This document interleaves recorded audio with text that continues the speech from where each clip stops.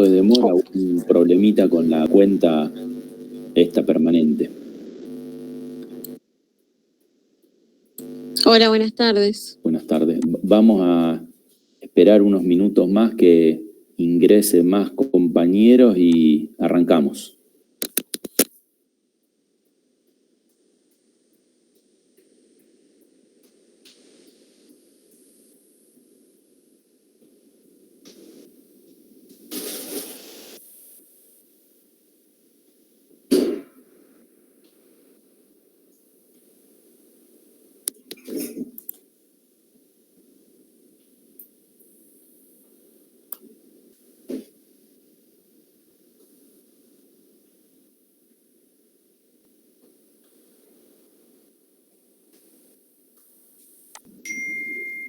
Sí, se escucha. Sí, se escucha. Perfecto.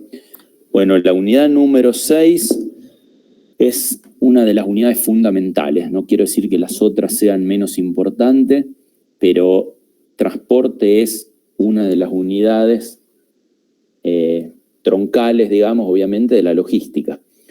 En los libros corresponden los capítulos 6 y 20 del libro de Jordi y los capítulos 6 y 7 del libro de Balou. ¿Sí? Bien. Nosotros podemos tener transporte tanto por la puerta de entrada de insumos como de la puerta de salida de productos terminados, ¿no es cierto? Yo estoy dentro de la cadena de supply chain y tengo recepciono en mi almacén de recepción, mercadería de proveedores. Por lo general, los proveedores son los que ponen el transporte, porque las cosas se compran puestas en mi instalación y con el mismo criterio, digamos, yo entrego los productos a mis clientes, mayormente el flete lo contrato yo. Puede haber excepciones, puedo irme a buscar algo lo de algún proveedor o puede que algún cliente me venga a buscar algún producto terminado a mí, pero la regla general, generalmente los insumos los recibo ya en mi casa, en mi planta, y los productos terminados los entrego. Por eso está ahí resaltado en la logística de distribución de salida. Bien. Ahí justamente, bueno, dicho de manera más elegante, el transporte precede el movimiento, es decir, el aprovisionamiento de las materias primas, y después sucede al movimiento con posterioridad la distribución de los productos manufacturados. ¿Qué función tiene? Bueno, movimentar los bienes desde los puntos de una utilidad relativamente baja a otros donde es relativamente alta. Así que desde ese punto de vista hasta podemos decir que ayuda a valorizar la mercadería. Por ejemplo, yo estoy en el medio del desierto y sobra arena, o estoy en la playa, no vale nada la arena porque es lo que más hay. Ahora, si yo estoy levantando un edificio y necesito la arena para hacer la mezcla para el hormigón, el cemento, ahí tiene un valor. En los lugares como Rosario, por ejemplo, la arena la sacamos desde el lecho del río. Las empresas, las areneras que se dedican a eso, la extraen, la secan para sacar el agua y después la comercializan. Así que el movimiento, obviamente, de bienes y de personas, voy a necesitar una vía por la cual poder trasladarme, un modo, que puede ser tierra, agua o el aire, o sea, ahí vamos a tener transporte terrestre, fluvial o marítimo y aéreo. El vehículo, si es fluvial o marítimo, va a ser un buque, si es el aire va a ser un avión, y si es terrestre, puede ser un ferrocarril o camión.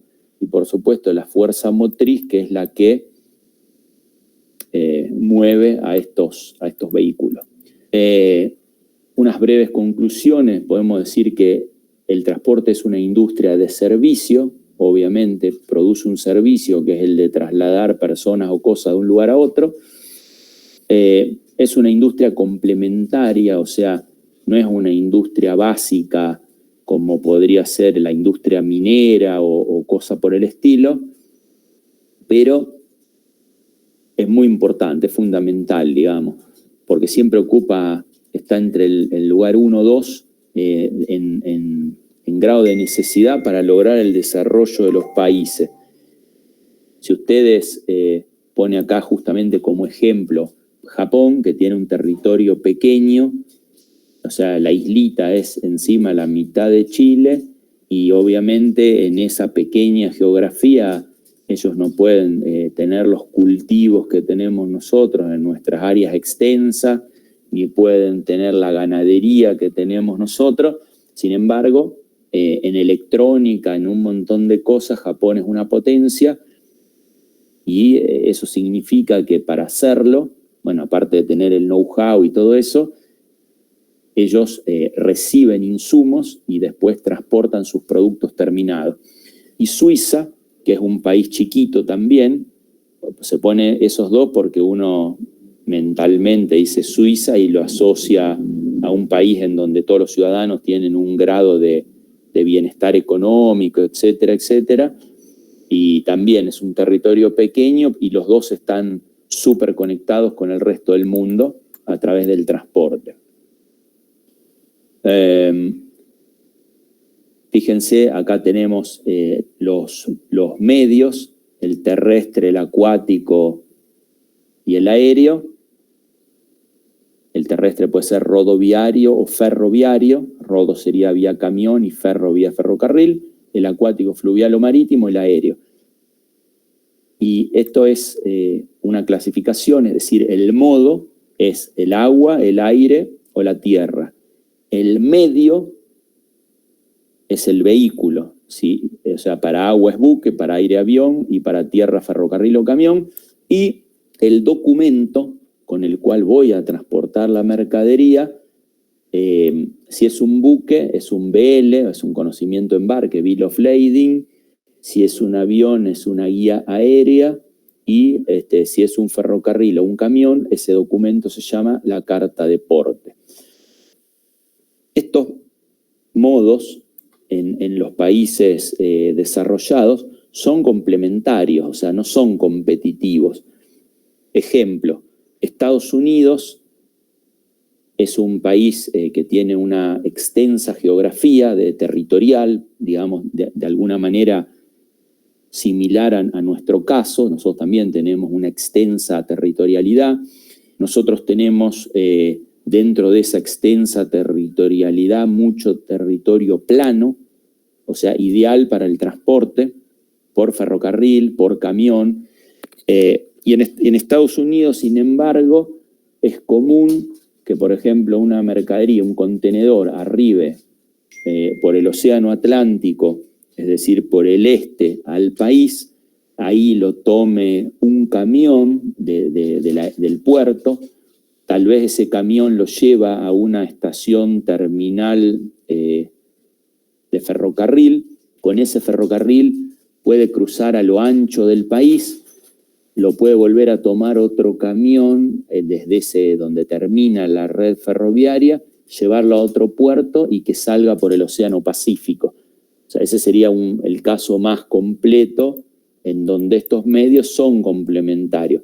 En Argentina tenemos otra realidad en donde, por ejemplo, el ferrocarril y el camión muchas veces compiten y no debería ser así. Nosotros sabemos que para distancias mayores a 600 kilómetros, por ejemplo, el costo de transportar en ferrocarril es mucho más económico que el costo de transportar por camión.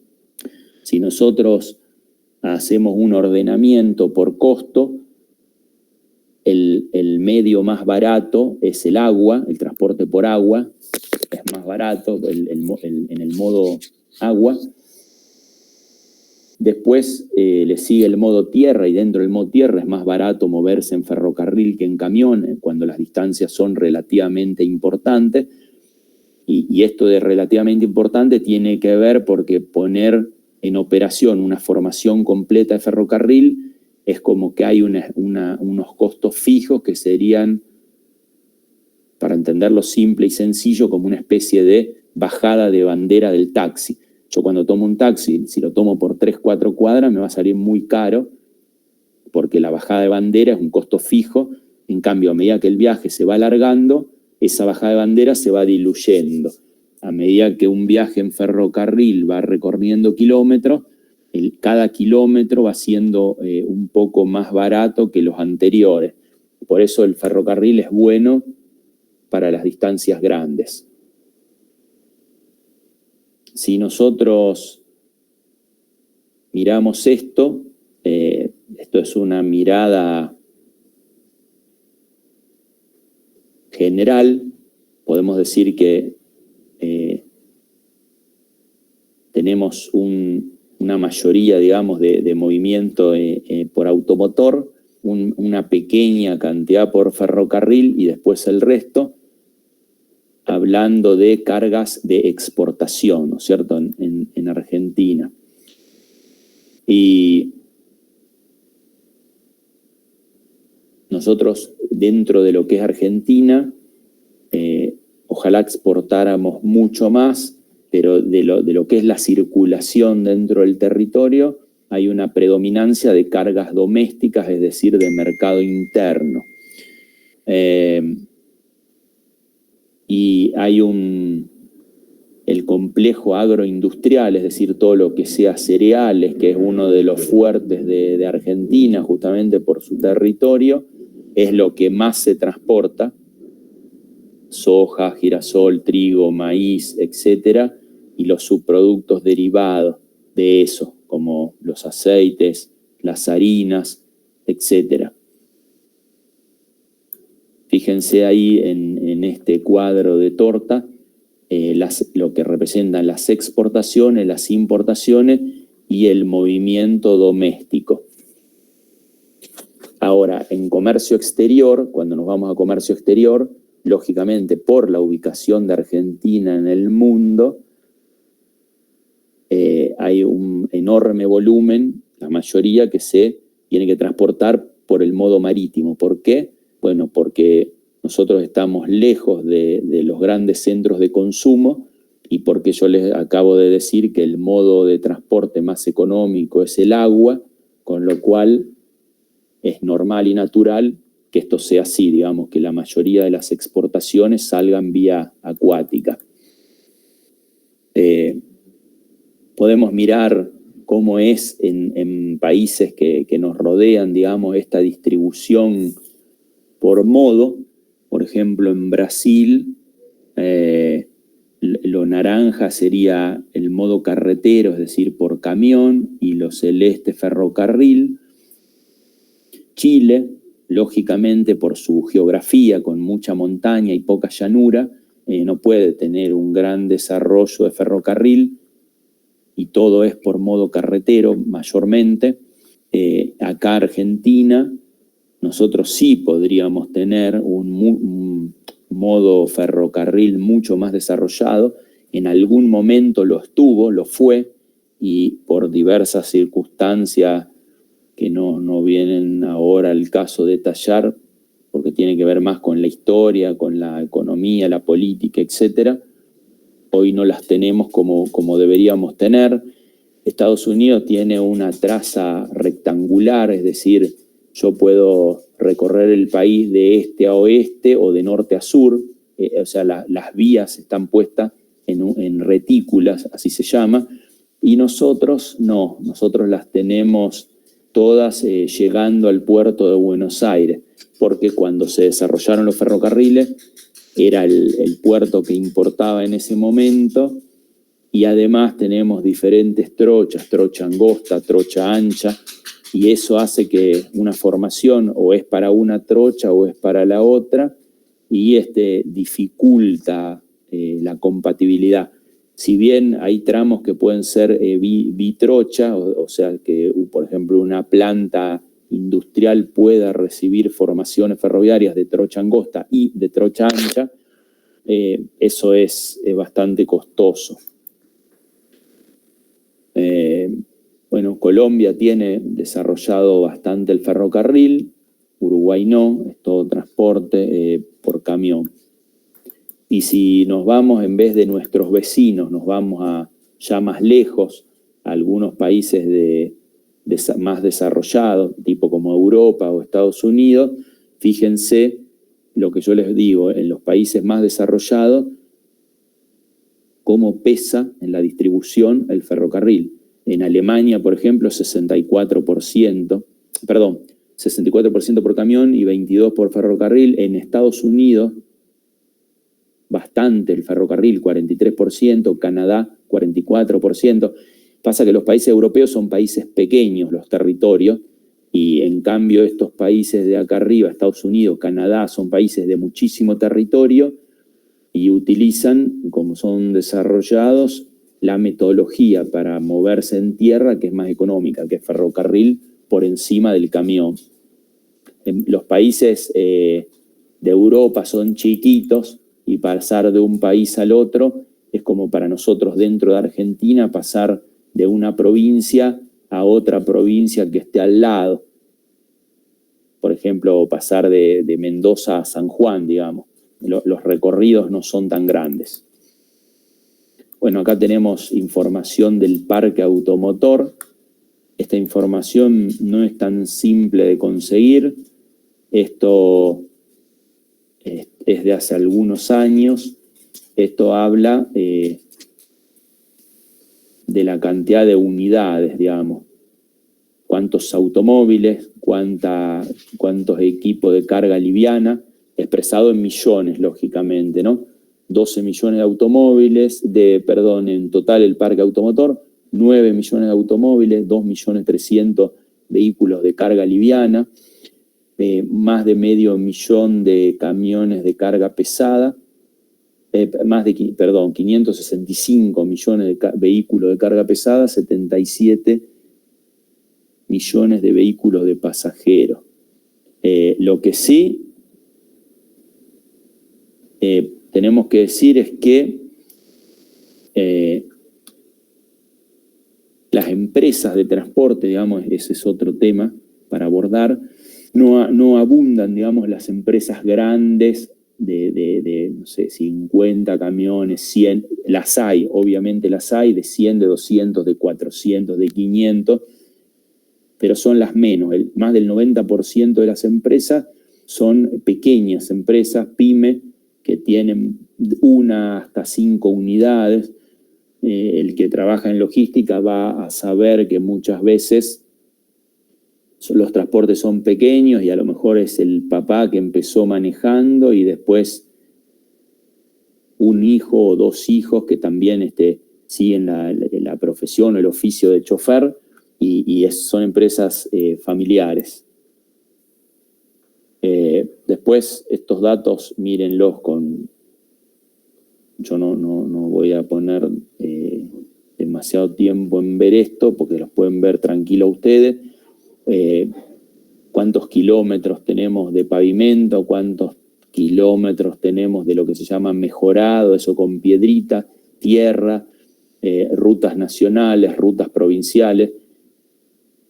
Esta información es buena porque podemos ver las redes nacionales y provinciales, cómo fueron evolucionando los kilómetros de ruta desde la década del 30. Esto es una conferencia a la que yo asistí y está el material disponible en el año 2000, era el 2015, esto estaba hasta el 2013 más o menos. Mucho no ha cambiado. Fíjense, este gráfico sí es importante, que la red provincial a partir de los 80, digamos, supera en kilómetros a la red nacional. Y esto son datos estadísticos interesantes, es decir, todos los países, cuántos kilómetros cuadrados tienen de superficie, qué población, la densidad, o sea, habitantes por kilómetro cuadrado, que es el cociente ese, cuántos kilómetros de camino y cuántos kilómetros de camino hay en cada país cada 1.000 habitantes y cuántos kilómetros de camino hay cada 1.000 kilómetros cuadrados de superficie.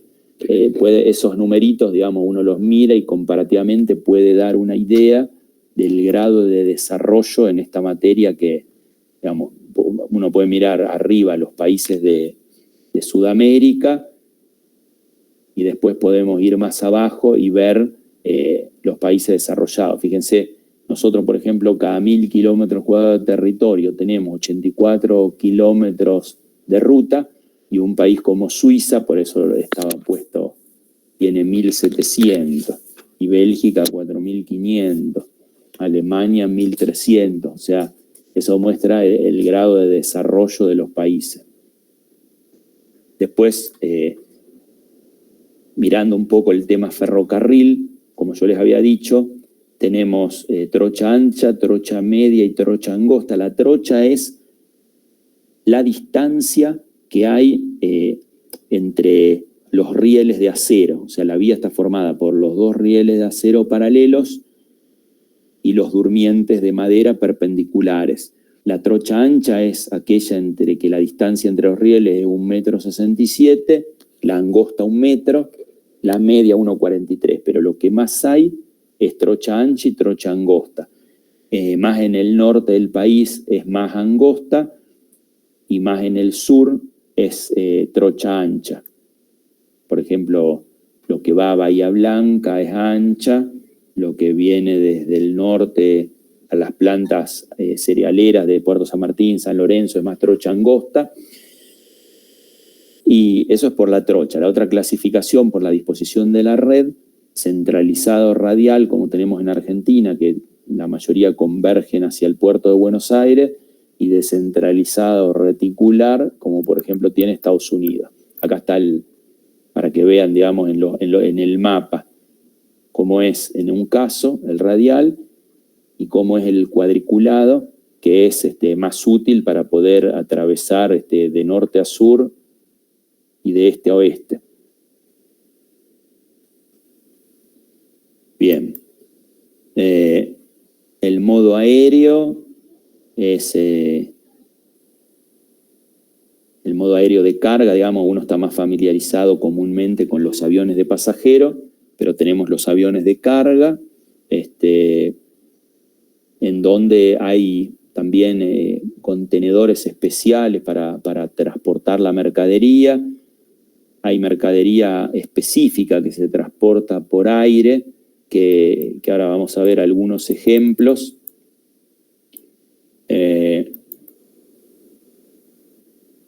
Y las ventajas del modo aéreo, la celeridad, o sea, cuando uno, después vamos a ver el modo acuático, las fechas de llegada son aproximadas, fecha estimada de arribo. En cambio, las fechas de los aviones es con fecha y hora, son exactas. En lo que es barco hay algunos puertos que se denominan puertos sucios porque tienen mayor probabilidad de que cuando un buque llega haya algún problema, algún conflicto, algún paro, algo que demore el proceso de descarga y carga, y el costo que tiene un barco amarrado en un muelle es altísimo dependiendo del tamaño del buque, de miles de dólares por día, 10.000, 20.000, 30.000, 40.000 dólares diarios, y eso, por eso la operación se tiene que hacer, descargar lo más rápido posible, cargar lo más rápido posible y salir de vuelta. Los puertos que son catalogados o denominados como puertos sucios son aquellos que ya ir a ese puerto tiene un costo superior porque existe una probabilidad mayor de que haya algún inconveniente. En cambio, en los aeropuertos no hay aeropuertos sucios. Generalmente todos funcionan bien. El avión, digamos, es el modo más seguro. Hay un aspecto importante para hablar en transporte, que es la penetración territorial, es decir, el medio que tiene mayor penetración territorial, que yo puedo ir de punto a punto o de casa por casa, digamos, obviamente, es el terrestre en camiones. Después yo tengo en ferrocarril, no puedo ir a cualquier parte porque la red está trazada y tengo un lugar donde empieza y uno donde termina, y por eso tengo que complementar después con camión. El modo fluvial o marítimo, el buque llega hasta el puerto y de ahí no puede pasar. Y los aviones tienen, obviamente, más que el marítimo, menos que el camión, pero bueno, o sea, depende del puerto, donde esté el aeropuerto, ahí llego. Yo puedo transportar animales vivos, flores, medicinas, órganos para trasplante, siempre productos de alto valor agregado. Hay productos que a lo mejor en peso y volumen son pequeños, pero son de alto valor, como podría ser, por ejemplo, joyas. Ese tipo de productos son los productos más apropiados para transportar en avión.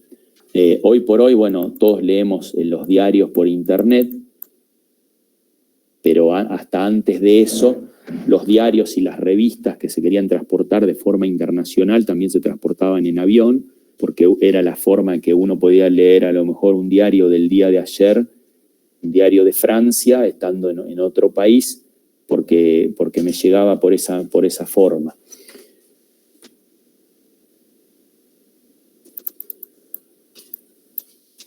Bien. Nosotros vamos a poner un poco más de detalle específicamente en el transporte terrestre, en los camiones de carga de gran porte, y vamos a hacer una clasificación de todos los que hay. Ustedes, ahora vamos a ver algunas imágenes y pueden ir pensando cuántos de ellos han visto circulando por la ruta o por las calles. El camión más común de todo, el más antiguo, digamos, es el chasis y acoplado, que se utiliza mucho para transporte de cereal, es decir, el tractor, donde va la fuerza motriz, el motor, la cabina con el chofer, etcétera, está unido al chasis, que es el primer compartimiento de carga, de que tiene una capacidad menor, puede ser de 6 a 10 toneladas, 12 como máximo. Y después está el acoplado, que es la segunda unidad de transporte que va enganchado atrás, que lleva más carga, digamos, acoplados de 20 y de ahí para arriba toneladas. Después tenemos los camiones semirremolque, que es el tractor que lleva detrás una sola unidad. Esa unidad puede estar configurada de diferentes maneras, puede ser con baranda volcable, como son los viejos camiones de cereal, que se cargan y descargan por el costado la mercadería con autoelevador, o puede ser un poquito más moderno, que esa unidad de semirremolque tiene piso y techo fijo, y después a los costados tiene esas cortinas laterales, o por eso se llaman Cartansider, que se utilizan para cargas generales, mercadería paletizada, todo tipo de mercadería, insumos, cajas, latas, productos, etc. Después tenemos los camiones tipo cisterna para transporte de líquidos, de productos químicos, de combustible, que es como el tubo horizontal. Podemos tener como los semirremolques, pero si solamente lo que tengo es la base o el piso, son los llamados camiones playos, que son para transportar contenedores, que tienen simplemente unas trabas en las cuales traba el contenedor cuando es apoyado arriba de ese piso. Después tenemos el camión tipo batea, que para que ustedes se lo imaginen, es como una especie de bañadera, o sea, un compartimento único y que tiene un pistón hidráulico adelante que sube y lo inclina, y la ventaja que tiene es que es autodescargable. O sea, yo, por ejemplo, un camión con cereal que llega a una planta o a un puerto, si ustedes alguna vez vieron cómo descarga, sube a unas plataformas volcables que lo elevan y el cereal cae, o hay algunos que tienen, que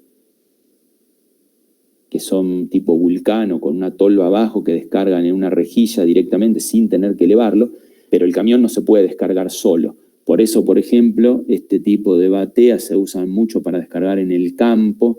Son camiones que llevan alimento para ganado, etcétera, que el camión llega al medio del campo, eleva la batea, descarga y se retira, sin necesidad de ayuda o soporte. Después, otro tipo de camión que tenemos son los camiones jaula, que también son comunes de ver para transporte de animales, de ganado vacuno, ganado porcino, etcétera. Hay algunos que son de un solo piso, hay otros que son de 2 pisos. Después tenemos el furgón térmico, que el semi es cerrado, sería como una especie, como son los de cortina lateral, pero es una caja térmica cerrada a la cual solo se accede por las puertas de atrás y que tiene un equipo de frío para llevar mercadería ya sea refrigerada o congelada. Después otro tipo de camión que ustedes tienen que haber visto seguro, siempre alguna vez alguien pasa por la puerta de una concesionaria y están descargando vehículos, son los que se llaman camiones mosquito, que son largos y tienen 2 pisos y se transportan autos ahí arriba. Después están los camiones tipo tolva, tipo vulcano, para transportar mercadería que se puede descargar por abajo sola. Y después están los bitrenes. Ahora, más que nombrarlos, los vamos a poder ver en la foto. Este, por ejemplo, es el típico chasis y acoplado para transportar cereal. Vemos en el chasis la lona verde y el acoplado atrás con la lona azul. Debajo de ese vemos uno de cortina lateral, la lona es azul. Fíjense que está agarrada como con una especie de precintos abajo. Eso, una vez que yo llegué y se estaciona, se desprenden y se corre la cortina y la carga queda al descubierto. Acá arriba tenemos el de Maersk, es un camión playo que tiene apoyado el contenedor arriba. Debajo del contenedor vemos una batea que está descargando tierra. Ahí justamente se está elevando y está descargando. Acá tenemos en amarillo el camión mosquito que está transportando vehículos. Acá tenemos arriba y debajo el furgón para transportar térmico cerrado. Acá adelante vemos el equipo de frío que tiene y acá están abiertas las puertas y está en el techo del camión adentro, se ve la ganchera y están colgadas medias reses. Después tenemos el camión cisterna, acá en metal, que está circulando, visto de atrás.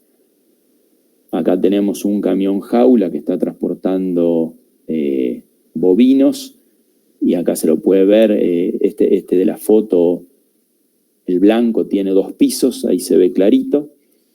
Este que está acá, el tractor verde, como con parecen 2 acoplados, fíjense que es distinto al chasis acoplado.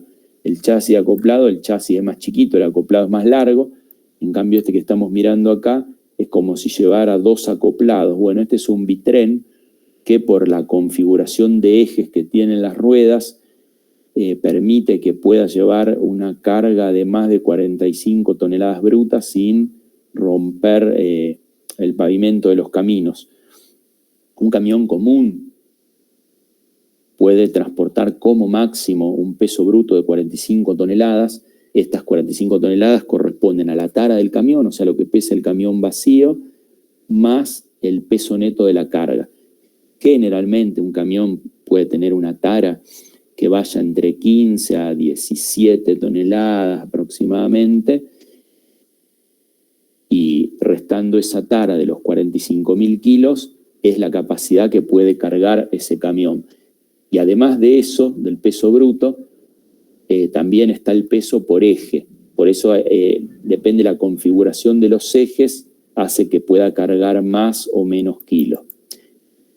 El problema que hay en la práctica es que generalmente las plantas tienen una balanza en la cual solamente puedo pesar el camión como un todo, en total, pero no lo puedo pesar por eje. Y en los controles que hay en las rutas sí pesa por eje. Entonces a veces, y si el camión está pasado en un eje, el cargador, o sea, la empresa que le colocó la carga arriba y que está transportando, es solidario con la multa. La multa se le hace al que cargó ese camión.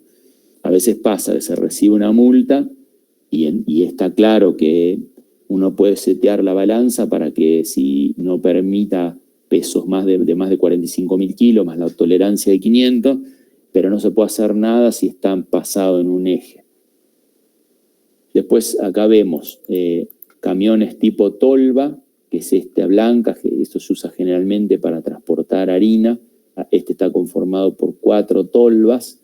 Y este otro que está estacionado acá sin el tractor es un camión de tipo Vulcano, que ustedes pueden ver debajo, tiene como una especie de embudo por el cual ese camión se descarga.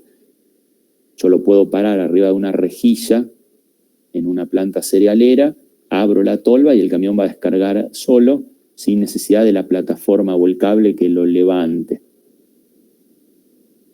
Bien. Esto que ven acá es lo siguiente. Hay una cámara en Argentina, no es la única, pero esta es una de las principales que más se utiliza, que es FADEAC, y que es una cámara se llama Federación Argentina de Empresas de Autotransporte de Carga.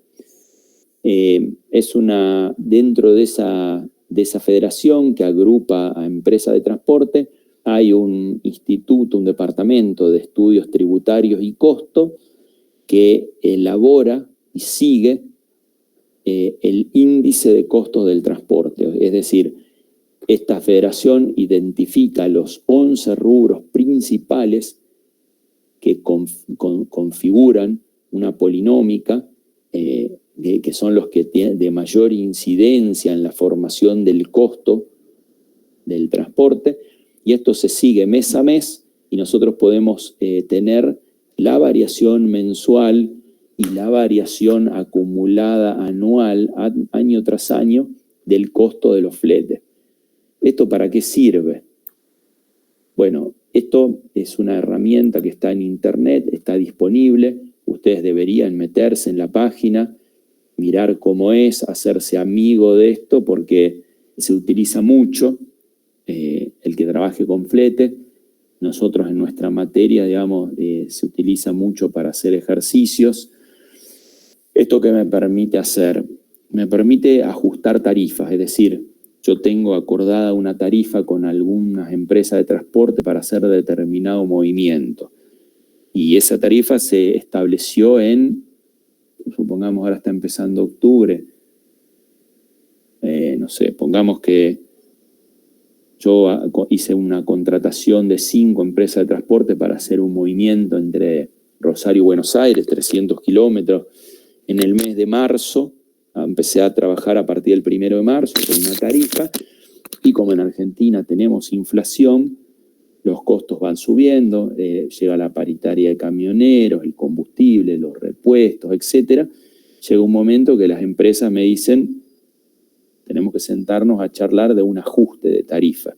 Entonces, al momento de ver qué es lo razonable que se debería ajustar, se utiliza esto, que está en internet, es accesible para todo el mundo, y todos nos ponemos de acuerdo que lo que dice acá está elaborado por un departamento de costos serio y que se respeta. Sería como una especie de lo que mide el INDEC.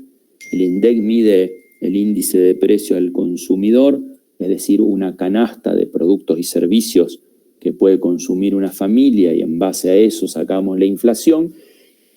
Y esto es ni más ni menos que otra canasta específica del rubro transporte, en donde no tengo alimentos, ni ropa, ni educación. Lo que tengo es combustible, lubricantes, neumáticos, etc. Entonces, ¿cómo lo utilizo? Si yo fijé una tarifa el 1 de marzo, supongamos, y ahora me tengo que sentar y fijar otra a partir del 1 de octubre, yo tendría que ver qué pasó con la inflación de costo del transporte a lo largo de qué periodo. Y todo marzo todo abril, todo mayo, todo junio, julio, agosto y septiembre. Son 8 meses.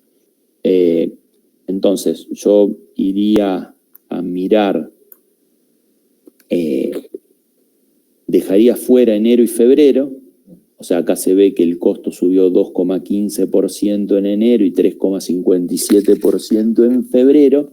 Es decir, que acá abajo veo que en los 2 primeros meses acumula el 5,79% y me tendría que ir hasta el 1 de octubre, sin incluir octubre, por supuesto, pero si mi tarifa nueva va a empezar a regir a partir del 1 de octubre, yo tengo que contemplar todo lo que pasó hasta el 30 de septiembre.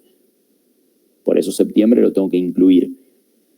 Entonces, haciendo una cuenta rápida, hay que hacerla bien, si yo acá veo que en todo el año tengo el 20,5% y tengo que dejar afuera los 2 primeros meses que acumulaba el 5,7%, y bueno, tendré que estar entre un 15% más o menos el valor, es decir, el acumulado de los 9 meses, quitándole los 2 primeros para que me deje el periodo desde el 1 de marzo hasta el 30 de septiembre. Esa es la forma en que se utilizan estas tablas. ¿Hasta ahí está claro? Sí. Bien. Bueno, esto es costo, ¿sí? Costo. Después hay otro tipo de tablas que me muestran tarifas, ¿sí? No hay que confundirse, o sea, no se confundan. Una cosa es el costo, así como, por ejemplo, ustedes piensan en, si yo fabrico muebles, yo por un lado tengo el costo y por el otro lado pongo el precio de venta. Obviamente, en la diferencia entre el precio al que lo vendo y lo que a mí me cuesta, está la ganancia. Bueno, en el transporte, que dijimos que es una industria de servicio, por un lado el transporte tiene sus costos, que lo podemos ver, seguir a través de esta tabla de costos de FADEAC, este índice, y por otro lado están las tarifas, que las federaciones de transportistas emiten tarifas todos los años, de acuerdo a la inflación que haya en ese año, será la frecuencia con que sale una nueva tabla, pero por lo general, si no pasa nada raro, suele haber 2 publicaciones al año, y el momento del año en que se publica tiene que ver con el momento de las cosechas en Argentina, porque muchas están especialmente para los cereales y las cosechas. Entonces, ustedes saben que en Argentina nosotros tenemos lo que se llama la cosecha gruesa y la cosecha fina, ¿sí? ¿Qué es, digamos, más o menos el que esté familiarizado? La cosecha gruesa está formada por la soja, el maíz, el sorgo, el girasol, y paro de contar. La cosecha fina está formada por el trigo candial, la cebada, y son momentos diferentes del año. Nosotros tenemos generalmente el girasol, que en algunos lugares muy del norte del país, donde hace más calor, la regla general es que la fecha de cosecha es antes. Entonces, por ejemplo, el girasol en el Chaco solía empezar en enero, ahora por un poco el cambio climático empieza un poco después, febrero, supongamos. Después tenemos la soja y el maíz, que el maíz puede estar cosechando en marzo, abril. La soja empieza por ahí, abril, mayo, junio. Hay una diferencia que tiene que ver como que son las plantas, que yo el maíz, cuando está listo para cosechar, o sea, ya está seco con el grado de humedad necesario, puedo dejar la planta en pie, cosa que no puedo hacer con otros cultivos, con lo cual en la jerga de los cosecheros y los cerealeros, por ahí empiezan a cosechar maíz, y cuando está la soja siguen con la soja, y cuando terminan con la soja terminan de cosechar el maíz, y todo eso está en esos meses de lo que ustedes habrán escuchado, que es la cosecha gruesa, que es la época en la cual a la Argentina le entran dólares, etcétera, etcétera. que está en ese periodo de fines de marzo, abril, mayo, junio, y ahí terminó.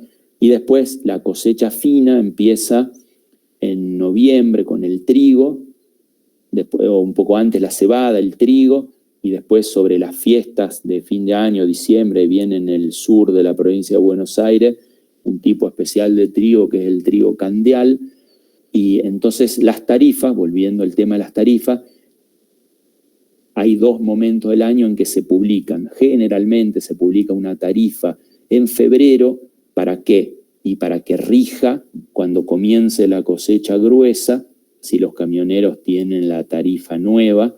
Y después, si no hay grandes sobresaltos en el país, no se mueve más esa tabla y vuelve a aparecer otra tabla con algún retoque menor en septiembre, octubre, para que esa nueva se utilice para la cosecha fina, que es en noviembre. ¿Esto qué quiere decir? Que existen estas tablas y que todos los fletes se tienen que a rajatabla seguir como dice acá. O sea, yo entro, fíjense que esta tabla, entro por kilómetro y saco una tarifa que está expresada en pesos por tonelada. No sé, supongamos que yo voy a recorrer 300 kilómetros acá, entonces entro a 300 y me dice que yo tengo que pagar 1.856 pesos con 14 centavos por tonelada transportada. Entonces, un camión de cereal que transporta 30 toneladas y va a viajar 300 kilómetros, el precio del viaje se calcula como 1.856 por pesos sobre tonelada por 30 toneladas y vale X, lo que dé esa multiplicación. Si yo voy a recorrer una distancia menor, como por ejemplo 110 kilómetros, acá entro en la tabla y digo, bueno, cambió el recorrido, el mismo camión cargado con las 30 toneladas, en vez de hacer 300, va a un lugar más cercano, va a recorrer 110 kilómetros. ¿Cuánto vale el viaje? Y ahora tengo que hacer 30 toneladas, pero por los 918,69 pesos sobre tonelada. Y eso me va a dar el valor. Así se calcula. Ahora, sí o sí tiene que pagar la tarifa que dice acá. Si yo pago la tarifa que dice acá, en la jerga se dice que estoy pagando la tarifa llena, o sea, sin ningún descuento. Bueno, generalmente, cuando estas tarifas aparecen, son caras, son altas, porque tienen, sabiendo que solo hay 2 cambios en el año, tienen que poder estar a la altura de la circunstancia durante muchos meses y que vimos más arriba que mes a mes los costos van subiendo, ¿sí? Acá. Entonces, cuando aparecen, y son caras todos los años, FETRA publica, hay otras, CATAC también publica, después más abajo van a ver las direcciones web y ustedes tienen que meterse y tienen que mirar esto. Pero yo, por ejemplo, puedo negociar con algunos transportes, negociación libre entre partes, acordamos pagar esta tarifa, se diría así, a ver, si yo pago la FETRA septiembre 2020 menos 10%. Entonces, ¿qué quiere decir eso? Que si yo voy a viajar los 300 kilómetros que dijimos, vengo a la tablita, pero no voy a pagar 1.856,14 por tonelada. Voy a pagar 1.856,14 por 0,9, que es sacándole el 10%, digamos. Eso voy a pagar. O sea, pero las tablas se usan como referencia, ¿sí? Entonces, y hay 2 maneras, digamos. No todo es cereales, digamos. O sea, se transportan productos alimenticios, cargas paletizadas, ya vieron todos los tipos de camiones que hay. Entonces, a ustedes, alguna vez, aunque no trabajen en logística, pero les puede llegar a tocar, supongamos que trabajan en compra y tienen que traer algo que compraron a la planta donde ustedes están trabajando y el proveedor no les cubre la entrega, un proveedor medio exquisito y dice, bueno, yo te vendo a retirar de mi planta, vénganselo a buscar. sea, en algún momento van a tener que pedir una cotización de un transporte, de un flete. Y tienen que tener las herramientas para poder calcularlo ustedes. Entonces, lo que les vamos a explicar acá claro con este ejercicio es, yo puedo hacer dos caminos. O saco el valor de una tabla, que es como que ya está cocinado, que sería como cuando uno hace una cuenta con la calculadora, sin pensar, o si no, la calculo yo, la tarifa. Yo la calculo, es decir, sería como el equivalente a hacer la cuenta con lápiz y papel. Y después puedo comparar con la tabla, a ver qué me dio cada cosa. Eso es lo que vamos a hacer acá, para que ustedes lo vean. Y presten atención porque después es simple, pero siempre alguno que no estuvo en la clase, no prestó atención, se confunde. El ejercicio dice así: un productor sojero de la provincia de Córdoba, pensemos Córdoba, le ofrece a un transportista de su zona, o sea, un transporte de Córdoba, le ofrece transportar soja en grano desde sus silos bolsa, que los tiene ahí en su campo, hasta un puerto privado de San Lorenzo. Se ve que le ha vendido soja a alguna de las empresas del cordón y la tiene que llevar. Entonces, este productor le ofrece al transportista si quiere hacer ese viaje y le pide que le cotice una tarifa en pesos por tonelada para viaje a camión lleno, o sea, 30 toneladas. Entonces, supongamos que el transportista les va a pedir ayuda a ustedes, que le ayuden a ver cuál sería la tarifa que él le debería pasar, una cotización que le sirva para ganar su dinero haciendo este trabajo y que sea algo justo, digamos, ni barato ni caro. Entonces, ¿qué datos ustedes van a usar para hacer esta cuenta? Primero necesitan saber la distancia a recorrer. En este caso supongamos que son 351 kilómetros. Necesitan saber el precio del combustible. Supongamos que el litro de gasoil cueste 60 pesos. Y necesitan saber el dato del rendimiento de combustible que tienen los camiones, que muy a diferencia de los vehículos, de auto, y obviamente por los caballos de potencia que tienen, porque por el peso que tienen que arrastrar, consumen muchísimo más. Generalmente se toma como estándar en la industria 40 litros de gasoil que consume cada 100 kilómetros. Fíjense que es grosso para ir a Buenos Aires, 300 kilómetros, ya me voy a gastar 120 litros de gasoil. Si un auto que ustedes pueden manejar, más o menos, supongan que tiene un tanque de 50, 60 litros, es como si se gastaran 2 o 3 tanques enteros para ir a Buenos Aires. Bueno, eso es lo que gastan los camiones. Entonces, ¿qué es lo que me pregunta acá que calcule? Primero, bueno, que calcule una tarifa a cotizar de manera que el costo del combustible represente aproximadamente el 35% del valor del viaje. Y esa tarifa que yo la exprese en pesos por tonelada, para después comparar con la de la tabla. Después el ítem B me dice que sin hacer ningún cálculo, simplemente mirando el tarifero, este FETRA 2020 que está arriba, calcule cuánto debería valer el viaje. Y como tercer pregunta me dice que para ese valor de la tabla que yo me fijé en el punto B, vaya para atrás y haga la cuenta al revés y me fije qué porcentaje representa el valor del combustible. Con eso yo me voy a dar cuenta en qué momento temporal está esta tabla.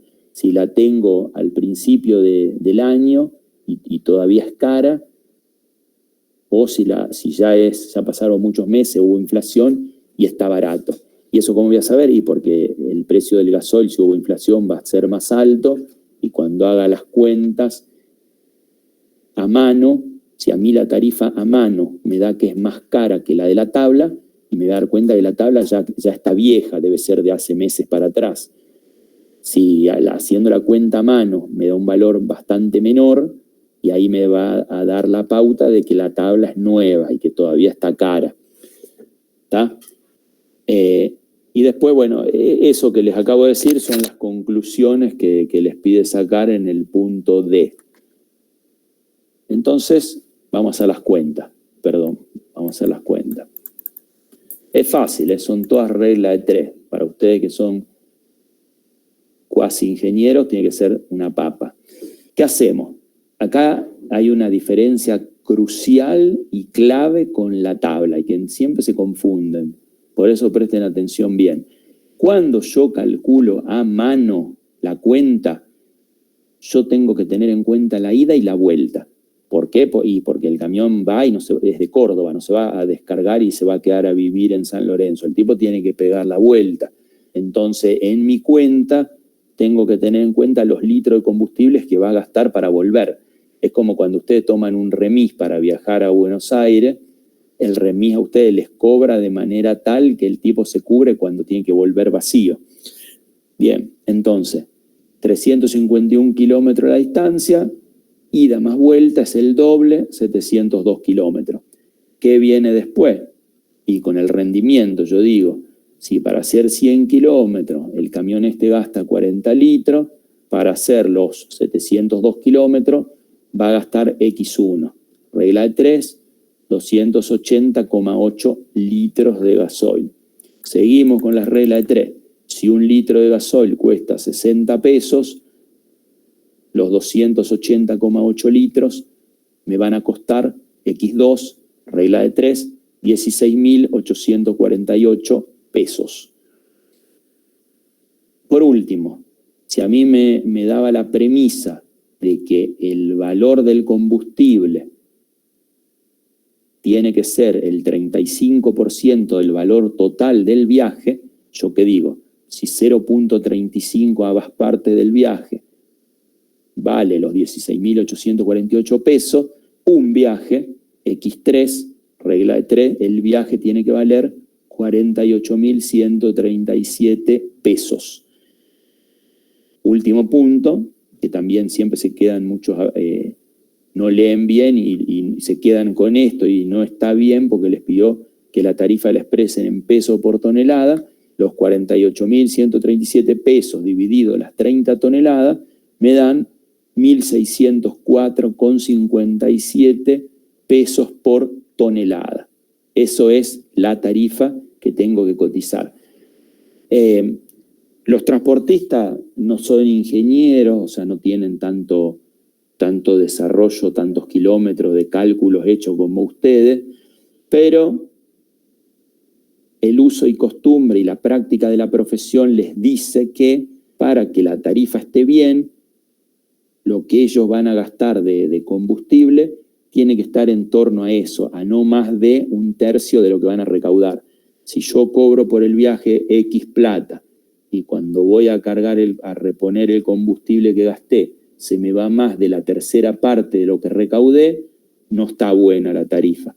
Porque obviamente está la mano de obra del chofer, los costos de peaje, la amortización del camión, etcétera, etcétera, todos los rubros que vimos en la tabla de los costos arriba. Bien. Si yo voy y me fijo en la tabla, los 351 kilómetros, a ver si los tengo por acá, 351, ahí, 2105,20 marca. Entonces, el punto B me pregunta si voy a la tabla y me fijo, resulta que me está dando 2.105. Eso quiere decir que por tabla es más caro. Quiere decir que esta tabla es nuevita, hace poco que salió, todavía es alto el valor. ¿Cuánto vale el viaje? Calculado con esta tabla. La tabla me da en pesos por tonelada, así que lo tengo que multiplicar por las 30 toneladas y son 63.156 pesos que tendré que pagar contra los 48.137 que había calculado haciendo las cuentas yo. Y por último me pregunta, ¿qué porcentaje representa el combustible con respecto a la tarifa de tabla? Entonces, el combustible, acá lo había sacado, eran los 16.848 pesos, dividido el valor del viaje sacado por la tabla, resulta que acá el combustible representa solamente el 26.68%. ¿Qué me dice eso? Y que la tarifa de la tabla en esa época del año, cuando hicieron estas cuentas, favorecía, digamos, a los transportistas. ¿Por qué? Porque salió hace poco, todavía está inflada para que soporte los meses de inflación que van a venir después hasta que haya otra tabla. Entonces, con lo cual, ustedes haciendo estas cuentas podrían negociar, si el transporte quiere expresarlo en función de la tabla, eso también podríamos calcular y decir lo que ustedes calcularon a mano es una tabla FETRA menos qué porcentaje. Eso lo podían calcular. ¿Cómo lo calcularíamos? Y fácil, o sea, los 1.604,57 pesos por tonelada, dividido los 2.105,20 de la tabla, es el 76%. Quiere decir que es grosso el descuento, digamos, estaríamos hablando de una FETRA menos el 24% casi. Si ustedes van a negociar en base a la tabla, ninguno va a aceptar un descuento tan grande, digamos, lo que se estila es 10, 12% más o menos. Pero bueno, ese es el cálculo básico tarifario, con la distancia a recorrer, el costo de la distancia a recorrer no varía, las ciudades siempre quedan en la misma distancia, eso es lo único que la inflación no puede modificar en este país. Si está a 351 kilómetros va a seguir estando. El rendimiento del camión podrá variar un poquito, si el camión está más viejo, fuera de punto, pero más o menos se mantiene. Lo que va a variar con el tiempo y la inflación, lógicamente, va a ser el valor del combustible. Me gustaría Ariel, una consulta. ¿Cada cuánto se actualiza esa tabla de valores? Y es lo que les conté antes.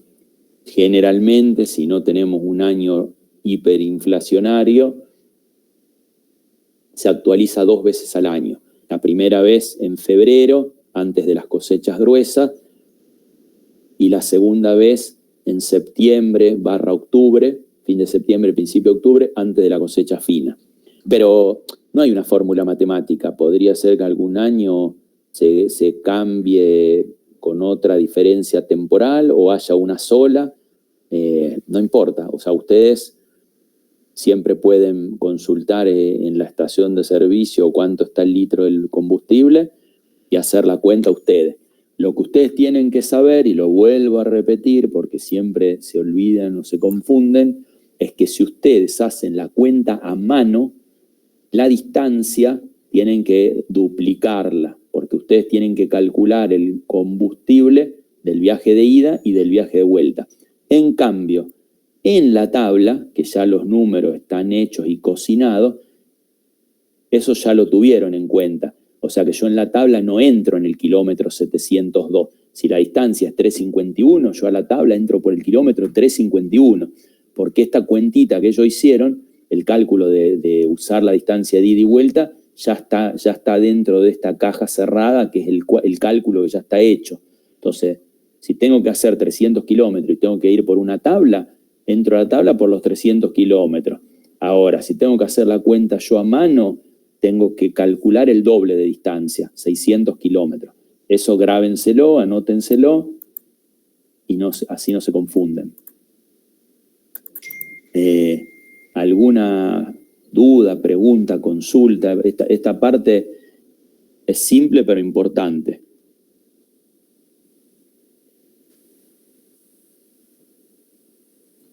No, ninguna. Todo claro. Bueno. Hay otra cámara que, así como FADEAC es una cámara de empresas de autotransporte de carga, hay otra cámara que es la cámara CEDOL, que es la cámara de empresaria de operadores logísticos.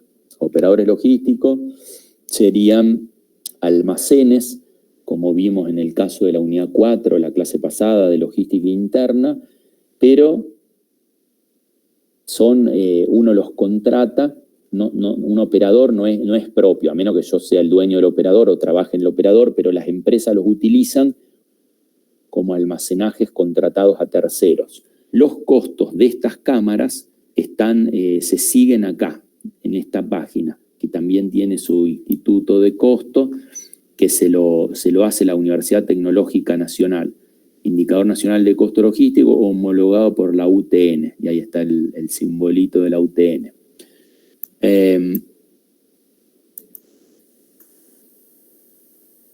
Acá ustedes tienen que entrar a la página, tienen que mirar. Esto funciona distinto. A mí me permite poner 2 fechas, o sea, una fecha inicial y una fecha final, y la tabla me da cuánto aumentó el costo de los operadores con transporte, de los operadores sin transporte. Cuando se mencionó los operadores, nosotros les habíamos explicado que generalmente nos brindan las 2 funciones, es decir, almacenamiento, guarda y custodia de la mercadería, con el preparado de picking posterior, etcétera, y la distribución final, o sea, ellos me lo llevan a mi cliente final. Pero hay algunos otros que solamente brindan la de almacenaje, o sea, todo lo que transcurre puertas adentro del operador. La recepción, el almacenaje, la custodia, la preparación del pedido con el picking, etcétera, pero no ponen transporte. Yo tengo que llevar la mercadería y después la tengo que retirar. Esos se regirían por lo que en esta página muestra como operador sin transporte. Lo que tienen que saber de acá es que si yo, por ejemplo, ahora está empezando octubre, yo quisiera saber cuál es el costo CEDOL de los primeros 9 meses del año, es decir, de enero a septiembre incluido, del 1 de enero al 30 de septiembre. En esta tabla no tengo que poner de enero a septiembre, tengo que poner de diciembre 2020 a septiembre, para que me calcule desde enero incluido. O sea, el mes de inicio se pone un mes antes. Y ustedes acá también figura FADEAC. O sea, si entran en CEDOL, ven lo que es CEDOL y ven lo que es FADEAC también. ¿Y cómo se dan cuenta? Si pusieron bien el intervalo, y porque si abren las 2, abren FADEAC y abren CEDOL, para tener los primeros 9 meses del año, bueno, FADEAC va a sacar directamente el costo de septiembre y va a decir el de septiembre y el acumulado. Y si ustedes acá ponen entre diciembre 2020 y septiembre 2021, el numerito FADEAC les va a coincidir. Entonces ahí se dan cuenta que el intervalo lo pusieron bien. Si ustedes se olvidan de eso y ponen de enero a septiembre, y el FADEAC le va a dar menos. Y cuando comparen va a decir hay algo que no coincide. Y ahí se van a dar cuenta que acá metieron mal el intervalo. Las páginas son que tienen que entrar y mirar y estudiar porque las van a necesitar. Es www.fadeac.org.ar. Esta es la de la Cámara del Autotransporte Carga que elabora los costos. También tiene sus tarifas. Esta CATAC es otra entidad que agrupa transportistas. La diferencia con FADEAC es que FADEAC agrupa más a los transportes de cargas generales, los que transportan productos paletizados, mientras que CATAC está más relacionada con la rama específica del transporte de cereales. Y después, bueno, ustedes en el ejemplo no estaba CATAC, sino que estaba FETRA, la tabla FETRA que la vimos, que acá también arriba está ponen en el buscador FETRA, y ahí los va a llevar a la página. Les pido que entren, que miren, que comparen las tarifas.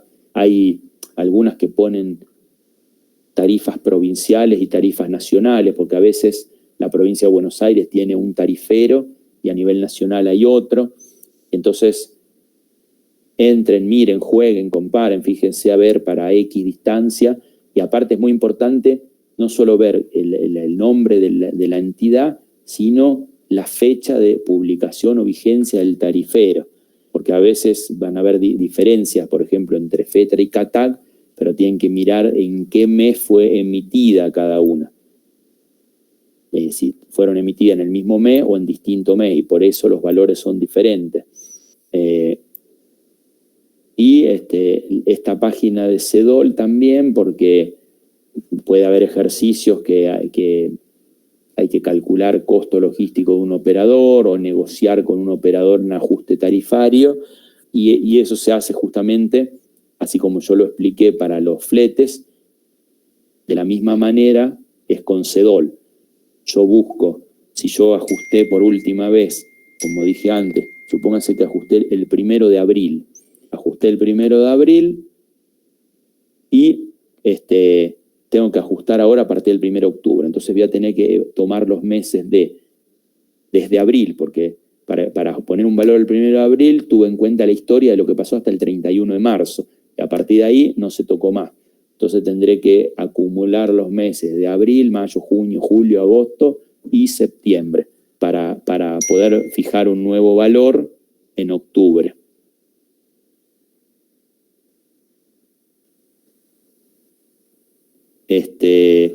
Bien, así que eso es un poco la clase, que es un pequeño resumen de la unidad de transporte con las cosas esenciales. Les pido que vean los capítulos del libro, es una unidad importante, transporte, mírenlo completo. Después de esta unidad van a ver, les habrá llegado por email hoy una ejercitación, varios ejercicios bastante completos, que generales de la materia, que por cómo es la materia en sí, que los conocimientos se van articulando y agregando, por ahí no se podían hacer casos interesantes hasta que por lo menos no hubiéramos visto estas primeras 6 unidades. Ahora sí, mírenlo, o sea, son casos reales, o sea, no son ejercicios sencillitos sacados de un libro, sino que son casos reales sacados de la experiencia real en el tema, en empresas. Con lo cual, como todo caso, hay un montón de información, y la diferencia con un problemita de un libro es que primero tienen que mirar todos los datos, por ahí hay datos que están de más, hay datos que les sirven, hay otros que tal vez no, a lo mejor alguno lo tienen que estimar, y el caso también no es que tiene una única solución.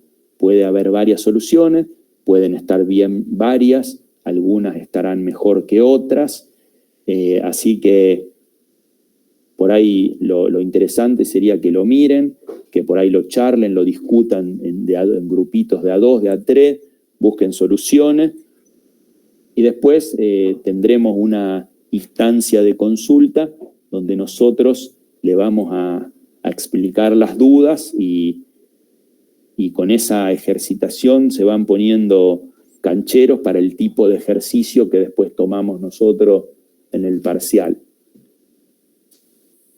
¿De acuerdo? De acuerdo.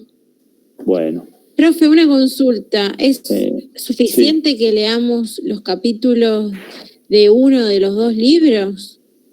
¿O siempre las 2 bibliografías tenemos que tener en cuenta?